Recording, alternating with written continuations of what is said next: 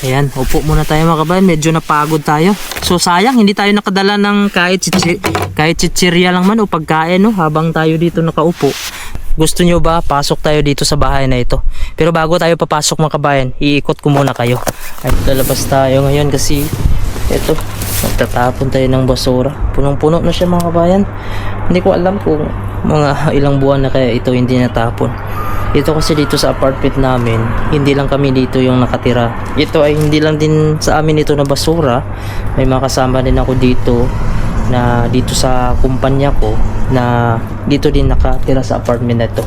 So actually mga kabayan, dito kasi sa apartment ko, ang may-ari nito, yung kumpanya mismo na pinagtatrabahoan ko. Ito po ay mga apartment po dito ng mga trabahante. Doon sa baba, doon yung office namin. So dito sa apartment namin, itong main entrance na ito, hindi lang po kami dito yung nakatira, bali may kasama pa kami dito sa loob. Pero nakabukod naman yung kwarto namin, may kasama ng CR at saka mayroon na ding lutuan. So hindi po siya common yung CR namin, hindi din po common yung lutuan. So may sarili kami. Pagpasok mo ng kwarto, yun, makakaluto ka na, makakapag CR ka na. So dahil nga dito ay mura lang siya mga kabayan, kaya hindi ko na din naisipan na maghanap na din ng bahay kasi mahal dito pag kumuha ka ng bahay. Kasi nakasave siguro ako dito nasa 70%. Kasi itong kwarto ko na ito, binabayaran ko dito ay nasa siguro 29 to 30,000 pesos. Kung sa peso mga kabayan, kasi nagbabayad ako dito ng 3,200 Danish kroner siya. Sa peso sa atin ay nasa 29 to 30,000. So depende sa palitan. So kasama na po yung internet, tubig, lahat na po, wala na po ikakaltas doon. Lahat na fix na po yun ng 30,000. So kasama ko na yung pamilya ko, 4 kami. Kasi kung kukuha ako ng bahay, siguro nasa 100,000 yung babayaran ko. Baba po tayo at papasyal ko na din kayo kasi mayroon tayong bibilhin. So yung kuha natin oras ay alas 8 na po ng gabi. Pero ayun, ganito kasi dito pag malapit na yung summer, maliwanag pa rin siya kahit alas 12. So ganito kahaba yung hallway namin dito na dinadaanan. Ito po ay mayroon din ditong agency yung company ko na nabili. Yun po yung security dito, Ormato Security. Yan po yung nabili ng company ko. Pero sa ngayon yung company ko na naman yung binili. Kasi yung company ko ngayon ay iba na yung may-ari at nabili na din ng iba. So ito, kasama na po itong bahay. Pati kami po ng mga trabante, kasama na po kami sa pagbili. Ayan. So napakaliwanag yung alas 8 ng gabi. Ayan, kung napapansin nyo, ayan, ito na lang po yung snow na iwan. Kunti na lang at malapit na pong malinis yung kalsada natin. Ayan, yung naapakan natin tumutunog-tunog, malutong na po yung snow. At nakikita na po natin yung semento. At ito yung gusto ko na weather. Hindi siya sobrang lamig. Yung temperature natin ay nasa minus 1 degree Celsius. So kayang-kaya lang natin yung lamig kahit manipis lang yung suot natin. So itatapon natin itong basura muna. Puno na siya eh. Kasi pag hindi ko kukunin doon, wala na. Aapaw na nga aapaw. Kaya itatapon na lang natin. Total doon naman tayo nakatira. Ayan. So tara. Kasi meron din akong bibilhin. May inuto si Mrs. na bibilhin natin para mapasyalan nyo din dito kung ano yung itsura dito sa Greenland ngayon. Galing ko dun kayo sa area kung saan malapit tayo nagtatrabaho, no? Yung tinatrabuhan ko sa ngayon. Kasi sa ngayon nagtatrabaho ako sa mga military facilities. Yung mga military, mga area nila ngayon dito kasi may mga military na dito ngayon sa Greenland, din na po kagaya dati. So naglagay na sila dito ng military at may gagawin din sila ditong harbor ng mga military o sundalo, ano ba yung tawag dyan.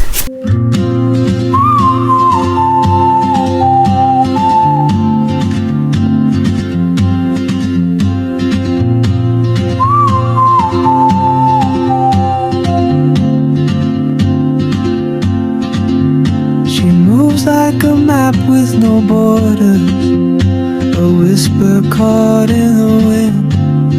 I see her boots at the corner cafe with a notebook and a grin. She's chasing skies I've never named while I stay in my lane. But something in the way she moves keeps keeps pulling at my chain. Oh, traveler, you carry the sun in your stride, leaving behind what I hold inside. If I don't ask your name today, I may never get the chance to walk beside your wandering dance.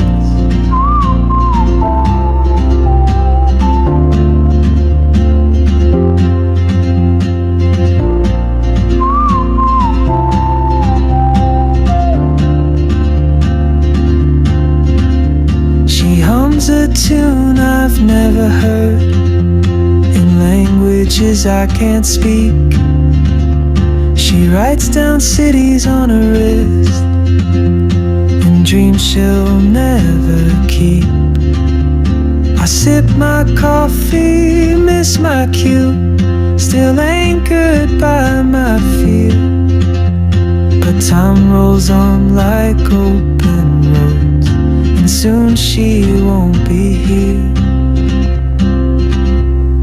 Oh, traveler, you carry the sun in your stride, leaving behind what I hold inside. If I don't ask your name today, I may never get the chance to walk beside your wandering dance. Maybe next year in Madrid, or on some quiet mountain ridge, I'll see you turn and I'll be brave. But what if courage comes too late? Oh, traveler, the world is your open gate. Ayun. So magandang gabi sa inyo mga kabayan, no? Opo, gabi na po dito. So yung oras natin ay nasa alas 8:30 na. Pero ayun, mayroon pa ring araw sa likod natin, no? So ganito kasi sa ganinan kapag palapit na po yung summer, napakaganda po dito ng panahon. At saka pag ganito kasi pag summer naman kami, malapit na yung summer, mataas po dito yung araw. Ibig sabihin matagal po dito dumidilim. So ito po yung view natin, no? Yan, napakaganda. So nandito tayo kasi naisipan ko po na maglakad-lakad at saka dala na din ng exercise mga kabayan. Baka kasi pawisan tayo dito, pero medyo malamig pa rin kasi yung temperature natin ay nasa -1 degree Celsius. So maganda sana kung 0 degree Celsius, 2 degree Celsius, 1 degree, yung ganun, kasi yan talaga ay medyo warm. Yan, nandito po tayo mga kabayan. Kung napapansin nyo, mayroon po siyang brown dito. Ito po yung area na to mga kabayan. Ito po yung, ayun po, Golf Club. Ibig sabihin golf po ito mga kabayan. Ano ba yung tawag yan? Kasi meron sa amin sa Pilipinas, golf course naman yung tawag. So may sasakyan, siguro may tao dyan. So ito na po yung itsura ng mga damo dito. So tutubo itong mga damo, magiging green ito sa panahon po siya ng summer. So kung napapansin nyo, brown pa siya kasi nga spring pa ngayon at hindi pa talaga totally summer. So yung summer dito, June pa siya kasi hanggang Mayo nag-i-snow pa siya dito, pero paunti-unti siya. So ngayon, lalakad tayo papunta doon sa itaas. Yun yung sasakyan natin, naka-parking lang yung sasakyan natin kasi medyo malayo-layo tayo sa city mga kabayan, no? Dahil dito medyo tahimik dito at walang katao-tao. So ngayon, may naka-parking din dito isa, pero dito tayo maglalakad tayo dito. Ito yung dadaanan natin. Isa po tayo lakad. So nagsuot na din ako ng sunglass kasi yung sikat ng araw dito masakit siya, masakit sa mata. Medyo naluluha-luha ngayong mata natin kapag nakakita ng kuwan. Ayan. So masarap sa pakiramdam pagka ganito, yung katawan mo ay nag-a-adjust siya na painit ng painit. Kasi nung nakaraan, di ba, nag -degrees dito, -14. Pagbababa siya ng 13, minus 12, mga ganun. Maganda sa katawan kasi yung katawan mo medyo maiinitan. Pero kapag nanggaling sa 0 degrees tapos biglang mag minus degree, minus 2, minus 3, yan, medyo mananakit na naman yung katawan mo. So maganda dito yung temperature dito mga kaban kapag summer. Hindi ka rin dito pwedeng hindi ka mag jacket, hindi ka mag gloves kasi may mga panahon dito kahit summer maulan siya, malakas yung hangin. At minsan may araw naman siya pero malakas yung hangin, napakasakit pa rin. Minsan wala siyang hangin, napakaganda sana kasi yung temperature dito pag summer nasa 4 degrees, umaabot siya ng 10 degrees Celsius. Swerte pag umabot siya ng 12 degrees Celsius. Ayan, yan yung gustong ko ng temperature, yung 12 degrees Celsius lang. Ganito lang po talaga yung itsura ng Greenland mga kabayan, no? Wala ka talagang makikita dito na puno kahit isa. Ayan, hello. So kahit isa wala kang makikitang puno kasi yung Greenland wala po siyang mabubuhay naturally. Mayroon ditong nabubuhay ng mga puno sa part naman yung ng south ng Greenland pero tinanim talaga yun, yung sinadya, alagaan. Pero yung tutubo na kusa wala po ditong tumutubo. Ayan. So may mga tao dun sa unahan. Maglalakad lang tayo. So yung pamilya ko nandun sa bahay kasi hindi ko naman pwedeng dalhin yun pagka ganito, naglalakad ako. At saka short lang yung oras ko ngayon mga kabayan kasi bukas pasok na naman.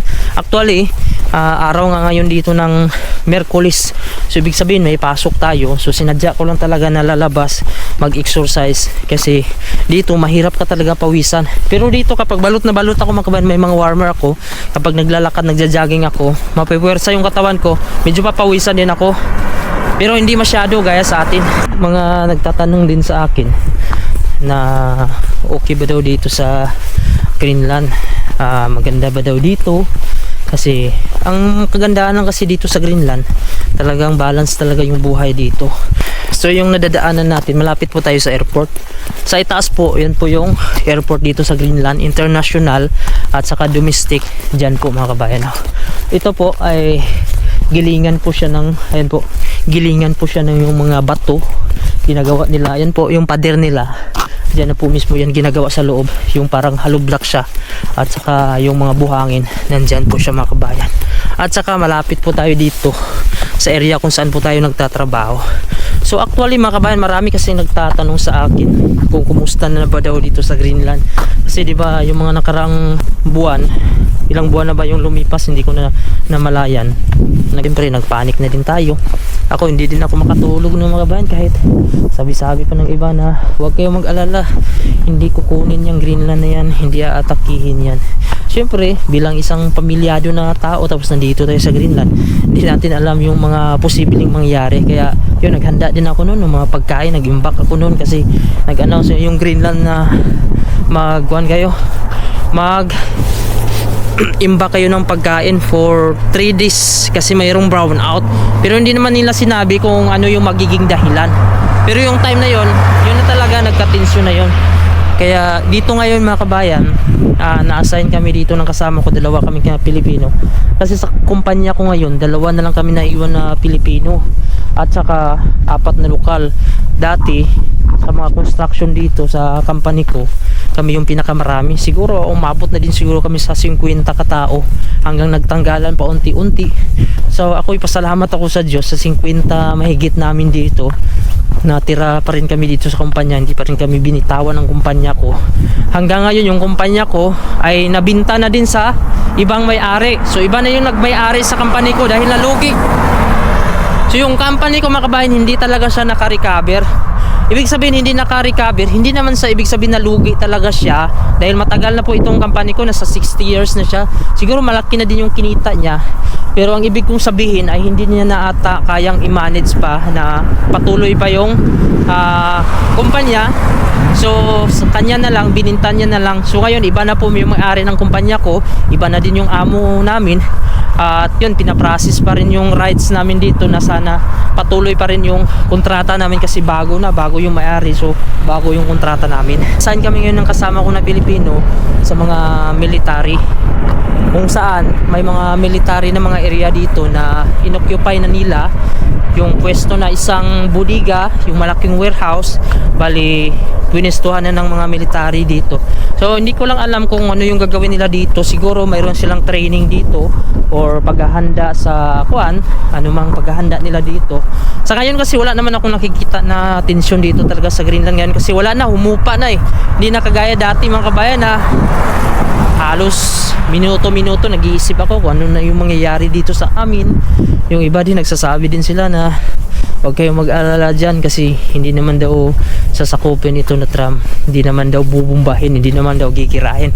Kasi grabe, nung pagputok pa lang ng Greenland, ang dami ko nang makikita sa news na parang malilito ka eh kung totoo ba. Kaya hindi na ako nanonood mga kabayan dati.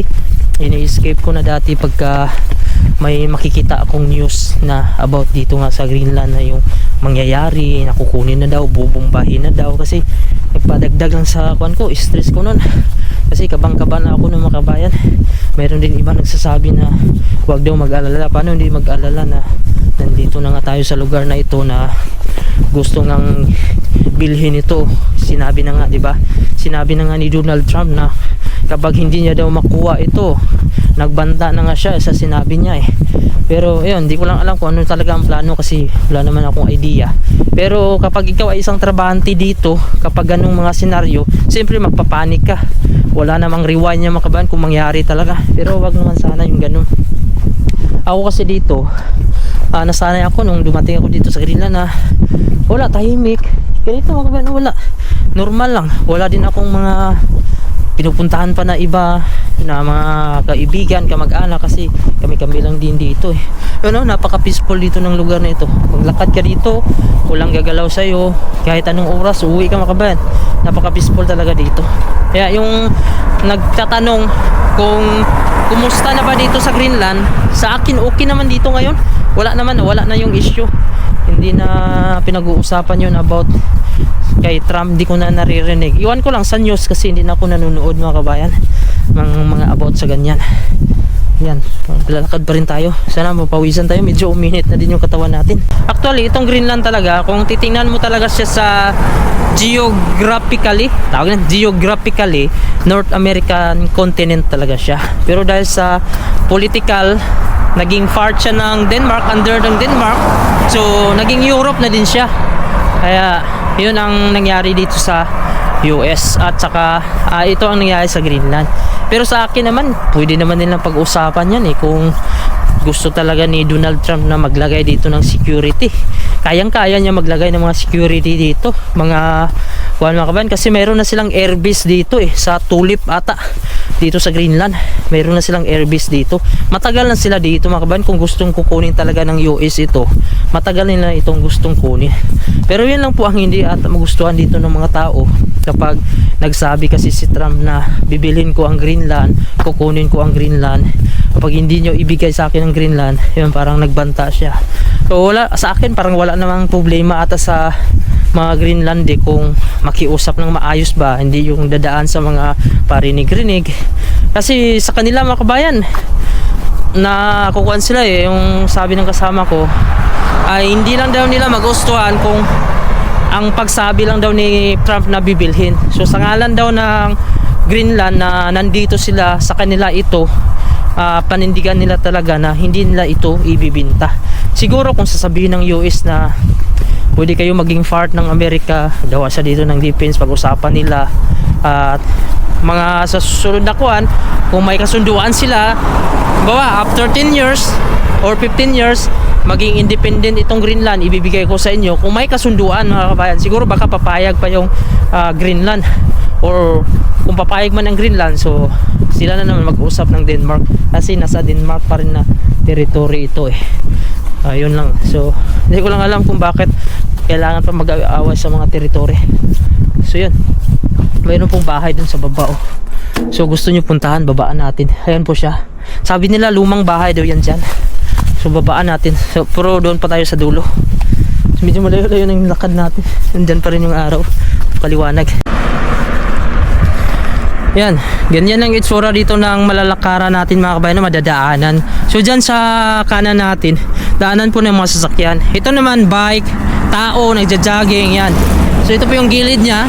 O diba? Napakaganda. Tapos yan po sa baba, mayroon po siyang bahay doon na sinauna. So lalapitan natin, babaan natin yan. Yan o, kalbo na po siya. Sa itaas, yan na po yung International Airport. Yan, sarap mag-jogging dito mga kabayan. Maganda yung panahon natin.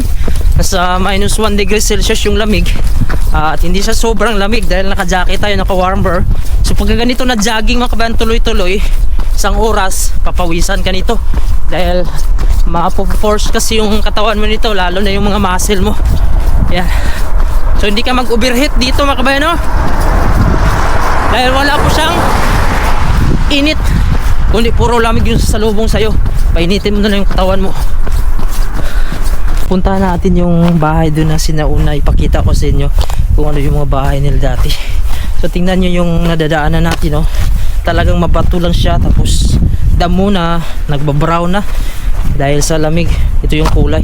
Pero sa summer ito, magi-green ito mga kabayan. Tapos ito po yung mga berries. Itong brown na ito po yung namumunga ng mga berries dito. Oh, ang sarap yan, matamis yan mga kabayan. Tapos may mga bulak dito na dandelion, yung yellow, mayroon din yung purple. Puntahan natin sa unahan. Sabi yung oras natin, mag alas 9 na. Napakaliwanag pa rin. So ito yung gusto ko dito sa Greenland kapag naglalakad ka, kapag summer. Hindi sobrang init, hindi ka ma-heat stroke, lamig naman yung kalaban mo dito. So tingnan nyo, walang katao-tao. So medyo malapad pa talaga yung area ng Greenland na walang tao, kasi nga ilang population lang nila dito. Nasa 57,000 lang yung tao dito, buong Greenland na yon. Dito sa Nuuk City siguro umabot na dito ng 19,000 lang katao dito sa amin. Ang problema, wala namang kalsada dito. Pupunta ka ng kabilang bayan, hindi ka naman makapunta kung hindi ka sasakay ng helicopter, eroplano, barko. So yun yung sasakyan mo, kasi wala siyang kalsada. Imposible din magawa ng kalsada dahil sa mabundok na bato, matigas, napakataas pa, at nag-yelo pa. So paano mo magawa ng kalsada? Tapos may mga dagat. Yun, punta natin yung lumang bahay niyan. Hindi ko lang alam kung may tao pa ba dyan o ano. Puntahan po natin ito mga kabayan na. Ayan po, sinaunang bahay ito. Titingnan natin kung pwede ba yung mapasukan or ano ba yung sitwasyon dito, kasi parang matagal na ako dito nakapunta ako dati dito, pero hanggang silip lang. Ayan po siya. So parang may upuan siya sa labas, may basurahan din siya. May nagka-camping ba dito? Hindi ko lang alam kung binahayan ito o baka may nakatira dito. Ayan po siya. Ayan po sinaunang bahay dito. Sarado siya. Ayan. Ayan po. Lapitan natin. Mayroon po siya ditong naghihilo pa dito sa labas. Ayan po siya. Ayan. May mga naka-file po siya na damo. May mga lupa. At parang kuha lang to, na-preserve lang nila. Ito yun kasi na may salamin pa. Ayan. So ganyan po yung itsura. Tapos mayroon pa sila dito. Ayan. So parang may tao ata dito na bumibisita din, kasi mayroon pang gamit sa loob. Ito po, mayroon po siyang upuan dito. Malapit po tayo sa airport, kaya may helicopter na lumilipad. So ganyan po. Ito po yung itsura nito. Medyo malaki-laki din siya mga kabayan. At hindi ko lang alam yung baba nito kung gaano sa kalalim. Ayan po siya. So helicopter po siya, lalanding po yan dito kasi International Airport, domestic.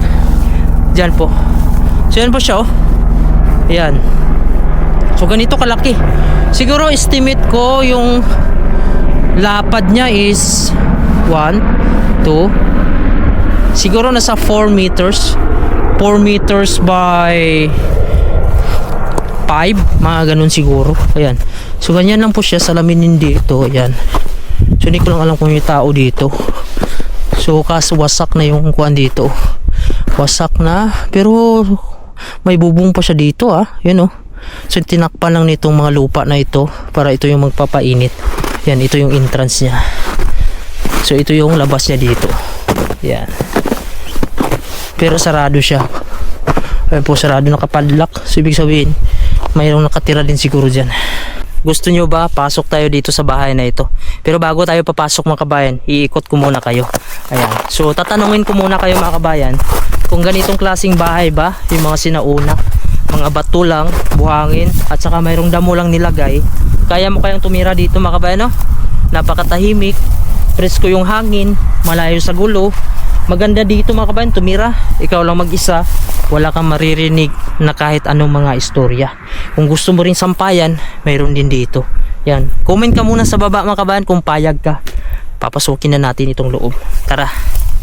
Ang maganda dito sa Greenland, kahit ganito yung bahay mo mga kabayan, no? Gawa po siya sa mga damo lang, tinakpan lang ng mga damo, tapos may mga buhangin at saka mga bato, nakabuo sila ng bahay. Ang maganda lang dito, kasi kahit wala ka ng aircon sa loob, malamig naman kasi mayroong mga snow dito sa labas. So yung aircon mo mga kabayan, nandito lang sa labas. Kung gusto mo magpalamig, buksan mo lang yung bintana. Kung gusto mo naman mga kabayan na mag-fishing, nandun lang po mga kabayan, no? Nandun lang po yung dagat, pwede ka pong mag-fishing dun. Ikaw mga kabayan, payag ka kaya tumira sa ganito kasimpleng bahay? Pero tahimik naman, presko yung hangin at malayo sa gulo. Ayan, upo muna tayo mga kabayan, medyo napagod tayo. So sayang, hindi tayo nakadala ng kahit chichirya lang man o pagkain, no? Habang tayo dito nakaupo. Yan, tinitingnan ko sa likod, baka kasi may tao eh. Pero sa tingin ko parang abandonado siya at saka mayroon siyang padlock eh. So wala naman dito, safe naman dito mga kabayan.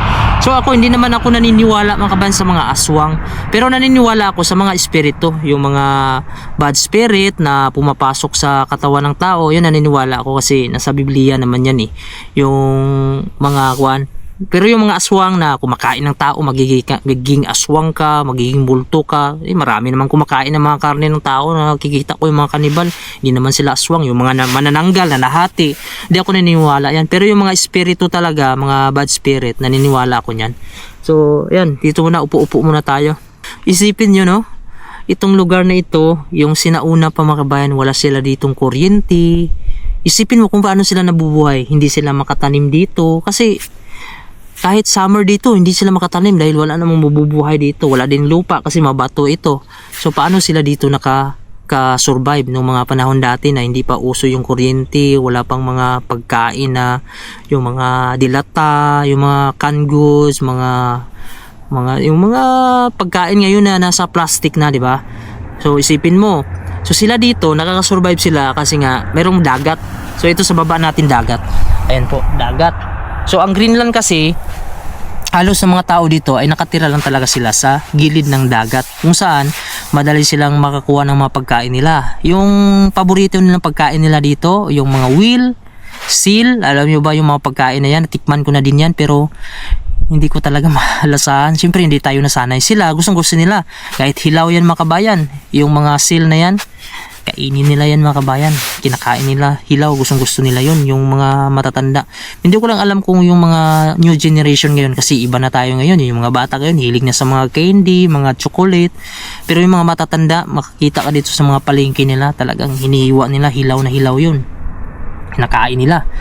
Yung reindeer, yun, yung mga pagkain nila. Kasi dito sa mga bundok mga kabayan, no? Mga malayo dito, banda pa, sasakay ka pa siguro ng mga boat, mga 3 hours siguro, or depende po sa area, mayroong area nakakapaghuli sila ng reindeer. So yun yung isa sa mga pagkain nila. So dati siguro wala pang baril, siguro yung mga ginagamit nila yung mga bangkaw pa, kasi yung sabi dito ng kasama ko, yung gumagamit pa sila yung pangtusok, mga pang fishing nila, pang tusok-tusok pa, yun pa yung mga ginagamit nila dati, yung mga sinauna. So isipin nyo, sa Pilipinas kompleto tayo, magtanim ka lang dyan mga kabayan, tutubo na, mga ilang months, may aanihin ka na, 4 months siguro or 3 months, yung kamuti, saging, mga mais. So kompleto tayo, mayaman tayo mga kabayan kung i-compare dito sa lugar na ito. Mayaman ang Pilipinas. Ayun lang po, hindi talaga tayo sinuwerte sa paggoberno. Kaya masyadong mahirap yung lugar natin, masyado din tayong marami, at masyadong marami ang walang trabaho. Kung tutuusin kasi, marami naman pwedeng trabahoan kung mag-focus sa mga agriculture kasi mayaman tayo. Sila dito, tingnan mo, isda lang yung kuha nila dito. Yung kabuhayan na, turismo. Ayun lang po dito, yung kabuhayan na. Pero kaya akong buhayin dito. Ako ay isang foreign workers dito. Kaya akong buhayin dito na makabili ako ng mga gusto ko. So yun lang pagkaiba dito. Naalala ko pa dati, September 2022. So mag 4 years na nung unang dumating ko dito sa Greenland. Talagang tuwang-tuwa talaga ako mga kabayan nung nakita ko talaga yung mga bahay sa actual na. Grabe yung makukulay kasi mapahanga ka kasi yung mga bahay nila makulay. Yung nagdadala sa ganda ng bahay nila dito, yung color mga kabayan, iba-iba yung kulay. Tapos yung shape niya halos pari-pariho. Tapos malinis, hindi ako nakakita ng yung sobrang alikabok. Wala, mayroon mang mga alikabok pero hindi yung sobra-sobra talaga. Kaya sa atin, gabi yung alikabok. Tapos ang linis ng yung semento, pwede mo higaan. Kinapak ko yung semento nila, ang linis-linis na nung dumating ako dito. May mga area naman dito na hindi na talaga sobrang linis yung sa mga city. Siyempre, mga tao ang daming tao dumadaan. Pero pag dito ka pupunta sa mga yung hindi masyadong sobrang daming tao, napakalinis ng lugar nila. At saka wala kang masyadong makikita ng mga plastic. Yan, kakaiba yung sa inalisan mo sa Pilipinas ba, yung na sanay ka na makikita ng mga plastic na lumilipad, yung mga sigarilyo. Dito mayroon namang makikita pero hindi talaga sobrang dami kasi kukunti lang yung tao nasa 19,000 lang dito sa Nook City. Tapos ang kagandahan dito yung maririnig mo na ingay ng mga sigawan, hindi mo masyadong marinig dito. Meron namang maririnig pero limitado lang. Tapos parang mabibingi ka sa sobrang tahimik. Gaya nito, talagang na-homesick ako mga kabayan nung una. Tuwang-tuwa ako pero mga abutan ng isang buwan, ayan, medyo na homesick ako. So bakit ganito? Iba yung feeling ko. Dahil nga sa lugar dito, sa sobrang tahimik at saka sobrang peaceful mga kabayan. Pag pamilyado ka at saka family talaga, family yung hinahanap mo, pamilya, mamimiss mo talaga. Kaya yun, sabi ko, siguro mga 2 years lang ako, uuwi na ako ng Pilipinas, hindi na ako babalik dito, mag-ipon na ako. Sabi ko, papagawa ko na ng bahay. Yung unang taon ko, napagawa ko ng bahay. Yung pangalawang taon ko, hindi ko din masyadong nakaipon ng malaki kasi yung bahay ko, dagdag ng dagdag ako bili ng mga gamit dun sa bahay. So yung bahay pag natapos pala, hindi din pala katapusan ng gastos mo kasi meron pa rin gagastusin sa mga gamit. So yun, hanggang nakauwi nga ako, pag uwi ko ng Pilipinas, bakasyon na, naramdaman ko medyo mahirap pa rin mga kabayan. Hindi ako nakaipon pa rin kasi yung dala kong pera parang nasaglit lang. Nagkasakit yung anak ko nung umuwi ako nung unang bakasyon ko. Ang laki ng binayaran ko. Wala nang problema sa akin mga kabayan, yung pera ikuan ko sa anak ko basta gagaling lang siya. Siyempre kailangan natin ng pera para makasurvive pag sa Pilipinas ka. Kaya yung iniisip ko, kahit mahirap, umalis ako noon. Nung umalis ako mga kabayan, yung mga time na unang umalis ako na napakasakit talaga sa dibdib kasi hinatid ako ni Mrs. kasama ko pa yung anak ko si Amaya. Talagang magulgul ako, umiyak ako sa loob ng bahay, sa loob ng airport na. Pero sa labas hindi man lang ako umiyak kasi tumatawag si Amaya Dada, tinatawag niya ako. Nandun din si Axel, hinatid ako nila. So sabi ko kay Mrs., ipaprocess ko na lang yung papel mo, punta ka na dito kasi tulungan mo na ako dito para makauwi tayo ng maaga. Ayun, pinapunta ko si Mrs. doon, siya na may umiyak kasi naiwan yung mga bata. After 1 year, sabi ng Mrs., uwi na naman tayo, bakasyon na lang tayo kasi kukunin natin yung mga bata para makapag-ipon kami. Ayun, nakuha namin last year, nandito na kami. At sa awa ng Diyos, okay naman kami, masaya na kami dito. Pero sa akin, mga kabayan, may mga time din talaga na na-miss ko yung Pilipinas, lalo na dun sa probinsya namin. Sa kasi mga kabayan, sa Pilipinas, hindi naman lahat kasi dun na miserable yung mga buhay. At hindi naman lahat kasi nakadepende kasi ako mga kabayan, nanggaling kasi ako sa pamilya sa Pilipinas na kung saan family oriented ba, yung mga kamag-anak, mga pinsan ko, magkasundo kami, nagkukulitan kami, masaya kami kapag nagkita-kita. Medyo hindi kami masaya kapag nagkakahiwalay kami simula pa nung bata kami. Pag magkalayo na naman kami ng lugar, medyo nalulungkot ako dati. Kaya dun sa Pilipinas halos magkakatabi lang kami ng bahay, mag-isa lang kami barangay ng mga pinsan ko, yung mga kapatid ko, sama-sama talaga kami, yung mama ko. Ayun, ang namimiss ko dun, lalo na yung ginagawa ko sa bukid. Yun, namimiss ko ngayon, namimiss ko ng kaedad-edad ako, yung mga ginagawa ko sa bukid, sa parang gusto ko nang gawin ulit, yung magtanim ako, makakain ako ng presko, pagising ko, yung marinig ko yung may mga ibon, tapos yung limuyak ng simoy ng hangin sa atin, tapos yung init, yun yung namimiss ko, parang hinahanap na ng katawan ko ngayon. Kaya sa ngayon nag-iisip na talaga ako kung ano yung magandang negosyo at mag-iipon ako kasi hindi ko naman talaga dito pipiliin na talagang magstay ako ng matagal. Although maganda dito kung gusto kang forever kasi makaka-survive ka, pero kung ang kuan mo talaga nakasanayan sa lugar na saan ka komportable. Kung meron ka namang sapat na income at ipon, enjoy mo na yung mga natitirang araw mo kasi magkakaedad-edad ka sa abroad. Hindi naman kasi itong lugar na guys, sa ibang lugar na nakasanayan natin na may init, makakatanim ka. Pero okay pa rin, pasalamat pa rin ako dito sa Greenland kahit paano. Ngayon mga kabayan, pabalik na po tayo dun sa may sasakyan. So ang gagawin natin, dito po tayo dadaan. Ayan.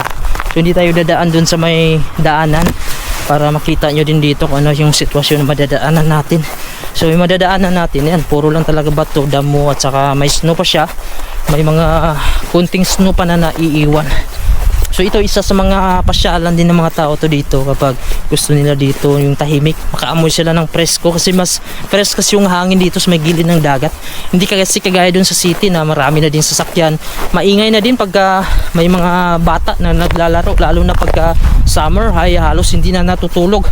24 hours na mga tao dun dahil nga sa liwanag. So yun, napaka-presko yung madadaanan natin. So masarap pa rin magkuhan ganitong lugar. Namimiss ko pa rin yung lugar natin sa Pilipinas. Eh yung iba nagsasabi sila na bakit pa daw ako uwi sa Pilipinas, na magulo naman daw. Oh, totoo naman talaga na magulo yung Pilipinas. Pero hindi naman kasi lahat ng lugar sa Pilipinas magulo. Meron namang lugar na tahimik din mga kabayan. Dun sa lugar namin, peaceful naman ngayon dun. At saka isa din kasi sa dahilan na gusto ko talaga magbakasyon, yung makapagpahinga ako sa trabaho dito, sa lamig dito. Kahit isang buwan lang, makauwi ako, makakain ako ng mga fresh na mga gulay. Yung parang ma-refresh lang ba, ma-reset lang yung mind ko, na makita ko din yung mga kamag-anak ko, mga mama ko, papa, lola, lolo. Yun lang yung kuan ko kasi hindi natin kasi alam yung buhay natin. Matanda na din yung mama at papa ko at saka lolo at lola ko mga kabayan. Gusto ko pa rin sila makita kahit isang beses lang sa isang taon. Kaya yung isa sa mga gusto ko talaga makapagbakasyon dun. Siyempre yung mga bata din kasi bago pa sila dito isang taon, parang namimiss na din nila yung lugar sa Pilipinas. Yung makapaglaro lang din sila ba, makaligo sila na yung mga swimming pool, yung sapa sa amin, makapasyal sila ng mga bukid.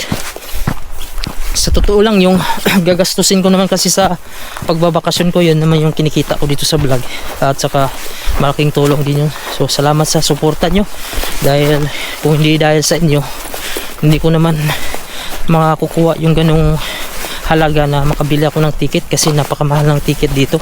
Kung apat kami makabayan, maabot na din sa 500,000 kasi yung gagastusin namin. Apat kami na pamasahe, back and forth na yun. So 500,000, apat kami.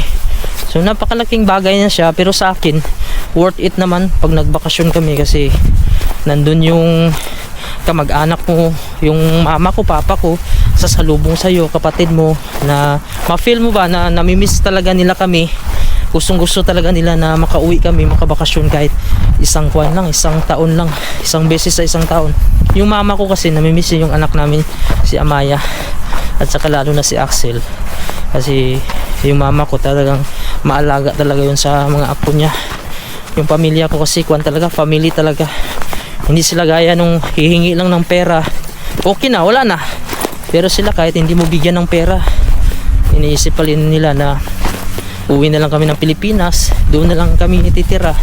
Pero naintindihan naman nila yung mga desisyon namin para sa kinabukasan. Kasi hindi naman habang buhay talaga na dito kami titira. Dahil yun, gaya ng sinasabi ko, ay gusto ko talaga mag-for good sa Pilipinas at hindi ganitong lugar. Although okay na dito sa lugar na ito kung wala ka talagang choice. Yung lugar mo sa Pilipinas, wala kang mang bahay, wala kang sariling bahay, wala ka din gagawin dun, wala kang income.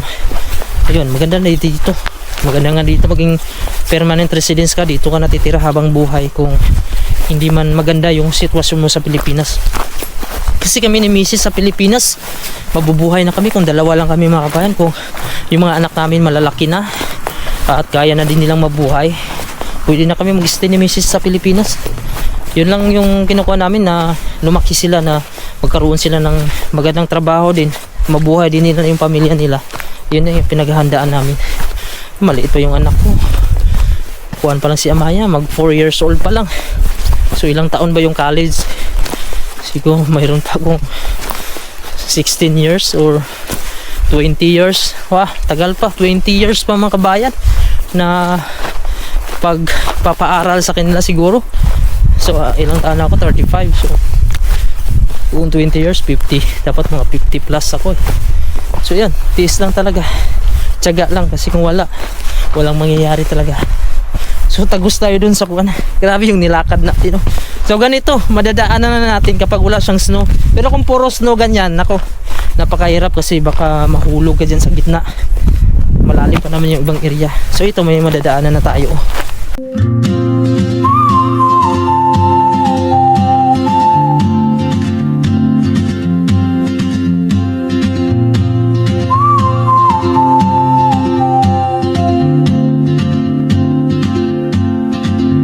She moves like a map with no borders, a whisper caught in the wind.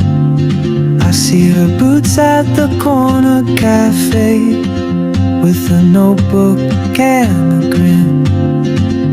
She's chasing skies I've never named while I stay in my lane. But something in the way she moves keeps pulling at my chain.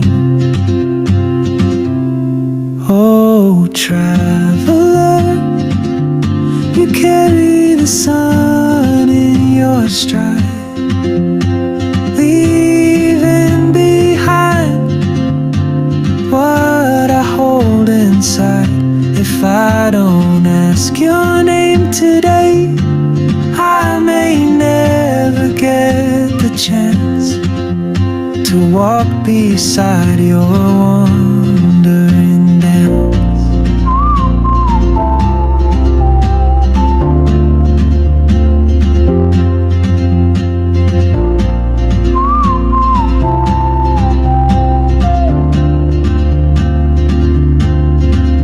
She hums a tune I've never heard in languages I can't speak. She writes down cities on her wrist and dreams she'll never keep. I sip my coffee, miss my cue, still anchored by my fear. But time rolls on like open roads, and soon she won't be here. Oh, traveler, you carry the sun in your stride, leaving behind what I hold inside. If I don't ask your name today, I may never get the chance to walk beside your wandering dance. Maybe next year in Madrid, or on some quiet mountain ridge, I'll see you turn